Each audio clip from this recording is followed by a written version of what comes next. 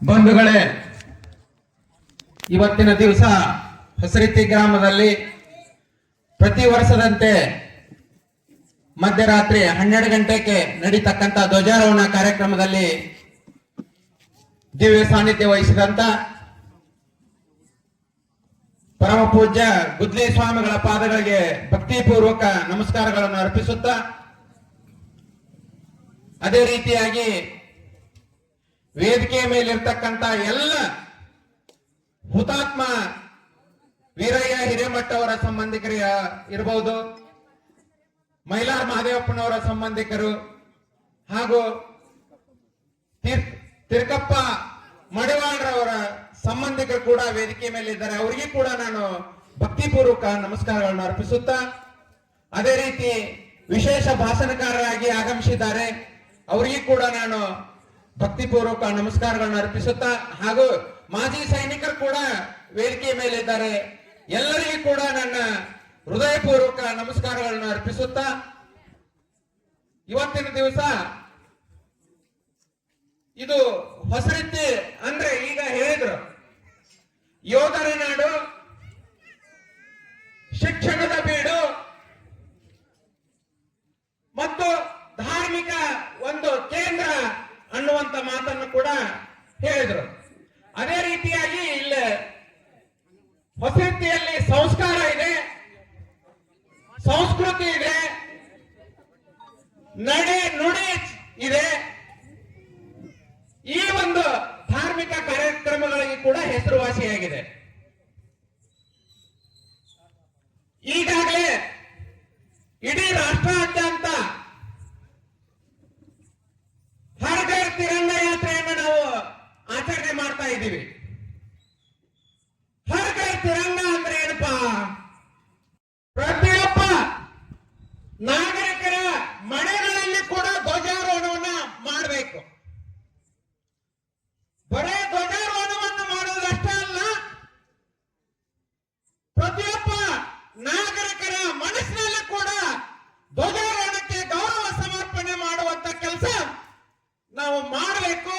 ಮತ್ತು ಧ್ವಜ ಏನು ತಿರಂಗಕ್ಕೆ ನಾವು ಗೌರವವನ್ನು ಕೊಡುವುದರ ಮುಖಾಂತರ ರಾಷ್ಟ್ರಭಕ್ತಿಯನ್ನು ಗಟ್ಟಿಗೊಳಿಸಬೇಕಂತಕ್ಕಂಥ ಉದ್ದೇಶವನ್ನು ನಮ್ಮ ನಿಮ್ಮೆಲ್ಲರ ನೆಚ್ಚಿನ ಪ್ರಧಾನಮಂತ್ರಿಗಳಾದಂತ ನರೇಂದ್ರ ಮೋದಿ 2022ನೇ ಇಸವಿಯಲ್ಲಿ ಅಂದ್ರೆ ಆಜಾದಿ ಕಾ ಅಮೃತ್ ಮಹೋತ್ಸವ ಒಂದು ಏನ ನಮಗೆ ಸ್ವತಂತ್ರ ಸಿಕ್ಕು 75 ವರ್ಷ ಏನಾಗಿತ್ತು, ಆ ಒಂದು ಕಾರ್ಯಕ್ರಮದ ನಿಮಿತ್ತವಾಗಿ ಹರ್ ಘರ್ ತಿರಂಗವನ್ನ ಆಚರಣೆ ಮಾಡಬೇಕು. ಪ್ರತಿಯೊಬ್ಬ ಪ್ರಜೆಗಳು, ಪ್ರತಿಯೊಬ್ಬ ನಾಗರಿಕರು, ಪ್ರತಿಯೊಬ್ಬರು ಕೂಡ ಈ ನಮ್ಮ ರಾಷ್ಟ್ರದ ಗೌರವ, ನಮ್ಮ ರಾಷ್ಟ್ರಕ್ಕೆ ಗೌರವವನ್ನು ಸಮರ್ಪಣೆ ಮಾಡಬೇಕು, ನಮ್ಮ ರಾಷ್ಟ್ರ ಧ್ವಜಕ್ಕೆ ಗೌರವವನ್ನು ಸಮರ್ಪಣೆ ಮಾಡಬೇಕು.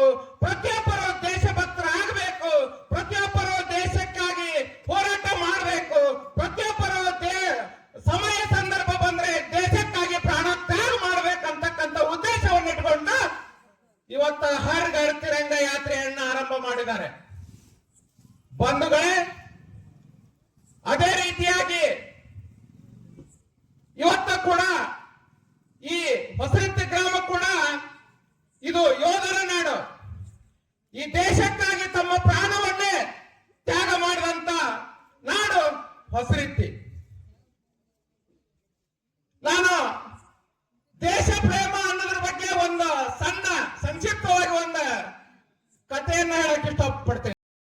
ನಡೆದಂತ ಸತ್ಯ ಘಟನೆ. ಬಂಧುಗಳೇ,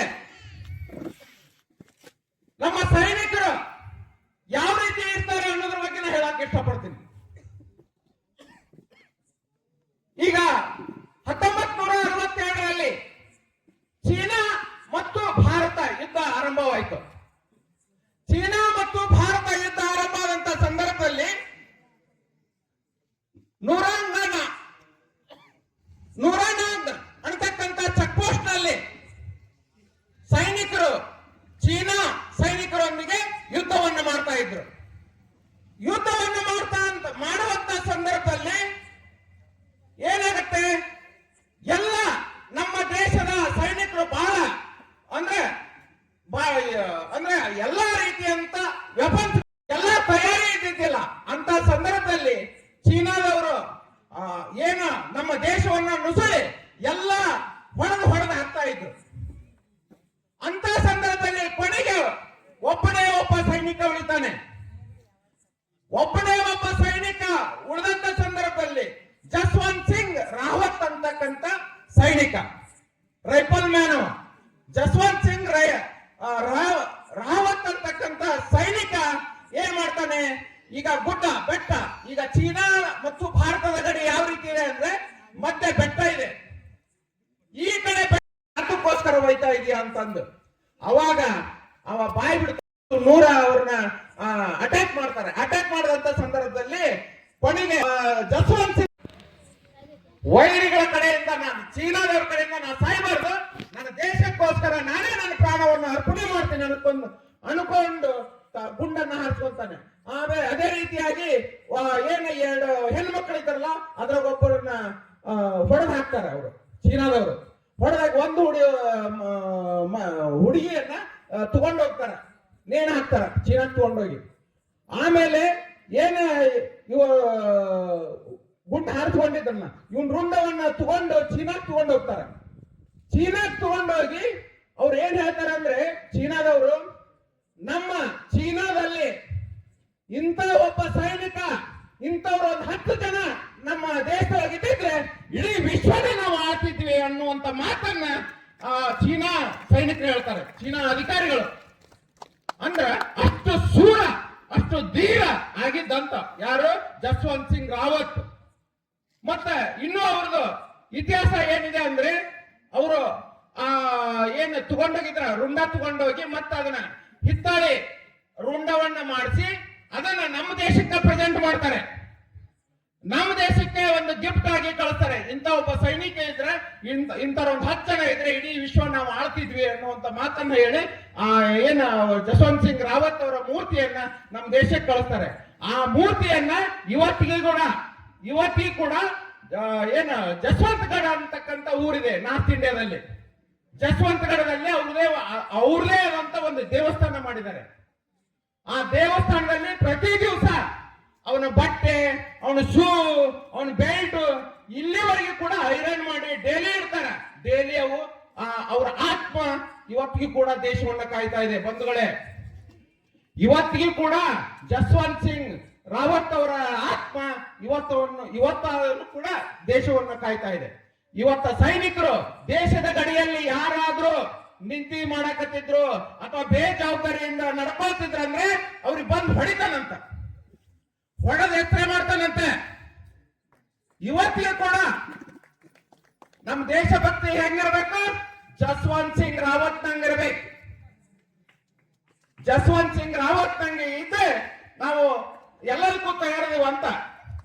ಹಾಗಾಗಿ ಈ ರೀತಿ ನಮ್ಮ ದೇಶದಲ್ಲಿ ನಮ್ಮ ಸೈನಿಕರು ಅವರೆಲ್ಲ ಇವತ್ತ ಆಳಿದಾರಂದ್ರೆ ನಾವಿವತ್ತ ಏನು ಚೆನ್ನಾಗಿದ್ದೀವಿ, ನಾವು ಎಲ್ಲ ಸುರಕ್ಷಿತವಾಗಿ ನಾವು ಬದುಕ್ತೀವಿ ಅಂದ್ರೆ ನಮ್ಮ ಸೈನಿಕರ ಕಾರಣ.